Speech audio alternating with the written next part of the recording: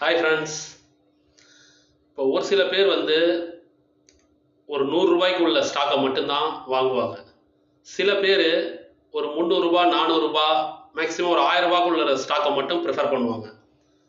சில பேர் ஒரு 1000 ரூபாய்க்கு மேலே இருக்கிற ஸ்டாக்கை மட்டும்தான் ப்ரிஃபர் பண்ணுவாங்க. அவங்களுடைய திங்கிங்கு என்ன ஓட்டங்கள், இதுதான் நம்மளுக்கு அஃபோர்டபுள், இல்லை இந்த ஸ்டாக்கு தான் நல்லா மேலே போகும். So own assumptions and some forecasting. But இதெல்லாம் விட முக்கியமானது நல்ல ஸ்டாக்காக இருக்கணும், irrespective ஆஃப் த ப்ரைஸ். நல்ல ஸ்டாக்குன்றதை எப்படி கண்டுபிடிக்கிறது? ப்ரைஸும் வால்யூமும் ஹையர் ஃபார்மேஷனில் போயிட்டே இருக்கும். ஓகேங்களா?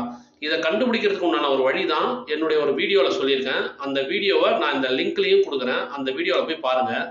400% மேலே ரிட்டர்ன்ஸ்ன்னு சொல்லியிருக்கோம் அந்த வீடியோ. இது போன்ற நல்ல தகவலுக்கு இந்த சேனல்